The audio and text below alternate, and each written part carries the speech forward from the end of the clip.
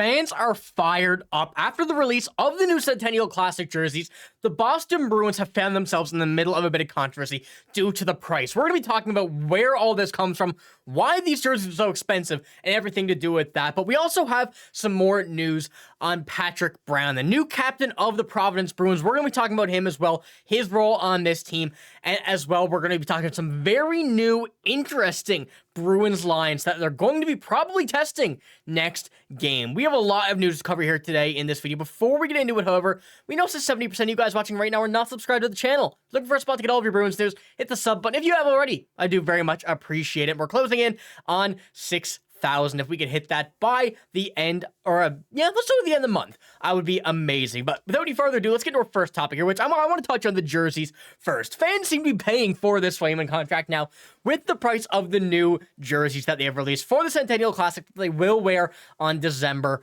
1st. Now, these jerseys, I've touched on them last video. They're very, very nice. A lot of people gonna have some mixed opinions on them. Some people like them, some people don't, but I think the unanimous decision was that these jerseys are ridiculously priced. And I'll pull up our first screenshot here, which is from the Boston Pro Shop website, showing that these jerseys are $600. Now, this is an American as well. So, us Canadians, that's quite a bit of money, $600. We can probably put that at about $6,000 with the price difference, but I'm just joking. But, that's a lot of money for a jersey, especially a normal hockey jersey. Now, I believe, like 20-something jerseys in this room. You can see the two behind me, and this entire room I'm in is filled with them, but none of those jerseys are anywhere near that price. We have some old school ones, some stuff like that, but $600 for a jersey nowadays is absolutely ridiculous. And I also think there's many reasons that we can kind of go into here, and this does all kind of stem from this post from the Bruins when they initially posted it, kind of breaking down the differences and stuff.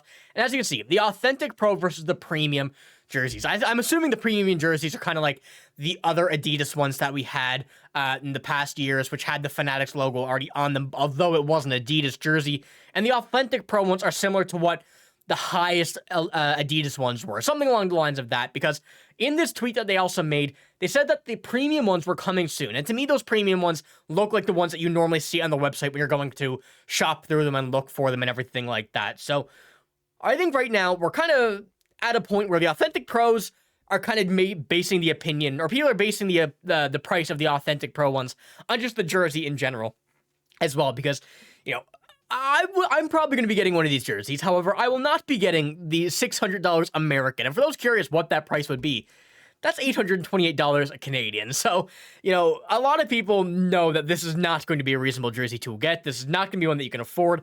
And quite honestly, we don't need an authentic pro NHL jersey. We don't need the same jersey that Brad Marchand, David Pastrnak, Jeremy Swayman, anybody's wearing on this team. We want one that's something that we can wear to rep the team, It don't matter what it is. So I think a lot of people are kind of judging their opinions off the jersey on this, but we will have some cheaper jerseys. I kind of wanted to just go over that with everybody, kind of give everybody the sense of what's going on, and I do completely understand that those jerseys are ridiculously priced. But let's move on to our second topic here, which is some very interesting line changes that the Boston Bruins are making, and what could be, and what is looking appear to be ahead of next game. And these are some lines that I think a lot of people are going to be very mixed opinions about. And I'll pull up the screenshot here that we have from Jim McBride, and I will pull them on the bigger screen here before we move down to the smaller one. But as you can see, Zacha, Lindholm, Pastrnak, that's not changing on that first line. That fourth line ain't changing either. Beecher, Kaslik, Koepke, that line's incredible. We know that. But the second line of Justin Brazeau, Charlie Coyle, and Brad Marchand, while switching around Brazeau and Marchand on the wings. Now, this is a very interesting one because we see that, the guys are on their off wings. We normally see Brazeau on that third line right wing. We see Brad Marchand on the second line left wing. I do think the Bruins are doing this to generate more shot opportunities, coming in on a breakout, coming in on an odd man rush. I think that this is going to be definitely a change that we're going to notice visibly. We're going to notice this while seeing on the game, and I'm curious to see how they're going to affect the changes for Brazeau and Marchand's game. We know that second line's production wasn't the greatest so far this season. It has been bad, but we want to see more, and we've seen last game as well. Morgan Geekie get moved off that line, scratched in the game, rather than being moved down, and having him rejoin this team, or in the lineup, I should say, on the third line left wing with Trent Frederic on the right wing and Matty Poitras at center.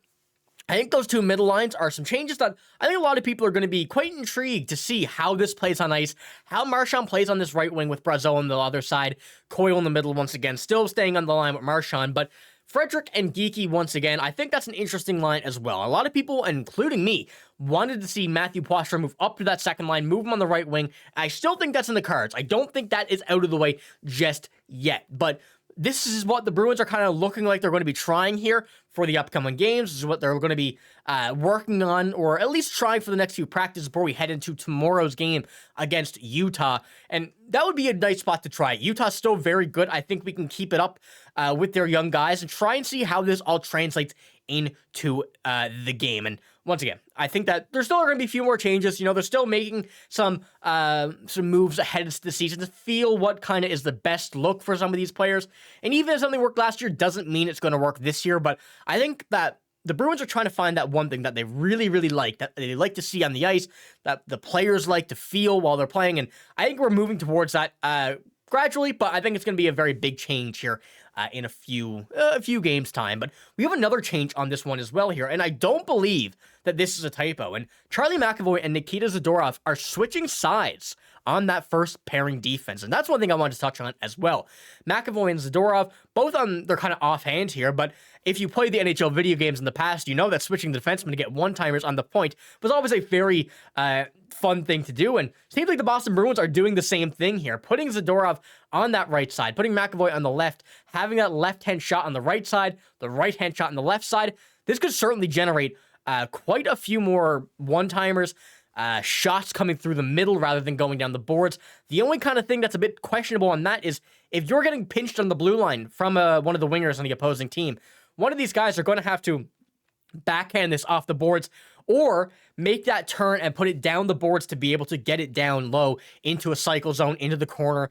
And that could lead to a few turnovers if things are good. Now, I don't know if this is a typo. If this is what Jim McBride is saying that they're doing, this is something to watch as well, and I'm very curious to see how this would turn out into the game. We've seen this occasionally before, not from the Bruins in specific, but some other NHL teams. It seems to have worked, and I believe the Minnesota Wild last year went 5 left-handed shots on the power play, trying to change something up. So this might be what we're looking to see if we want a few more opportunities from our defensemen. But once again, something to keep an eye on. Let me know what you guys think about these two moves in specific, putting McAvoy and Zadorov on their offhands and putting that second line and third line mixture in the mix of this offense before. And let me know. I think this is going to be a very interesting thing to see before tomorrow's game against Utah. But let's move on to our third and final topic here of this video, which is the new Bruins captain. Now, not the Boston Bruins. Brad Marchand is still here, still with the C on his chest, but we have a new one from the Providence Bruins. And once again, this comes out from their Twitter account, introducing the 27th captain in Providence Bruins history, Patrick Brown. Now, Patrick Brown coming into the team last year, having a few games in the NHL, not finding too much success, but in the AHL, he had quite a good year. And now seeing this translate to him as the captain for this team, I couldn't be happier. He is going to be a great leader down there. That's one thing that they've mentioned when they evaluated him to become a captain, is that coming in, very good player once again, but still that leadership that he had around the dressing room, on the ice, really translated to a captain and what they wanted to see down there as a leadership group. So very happy for Patrick Brown. Kind of means that he's going to be locked up in the organization for quite some time. It seems like normally when you get a captain or assistant captain in the AHL, they're at the organization for the foreseeable future. So very happy to have Patrick Brown here. If he needs to come up at some point, he's a very reliable guy. So let me know what you think about the captaincy as well for Providence. But mainly, I want to know what you guys think about the lines. Let me know what you think about that. But so I got this video. If you didn't enjoy, give it a like, hit the sub button. We noticed that 70% of you guys watching right now not subscribed. So if you want to hit the sub button, make sure to do so. All the Boston Bruins is here.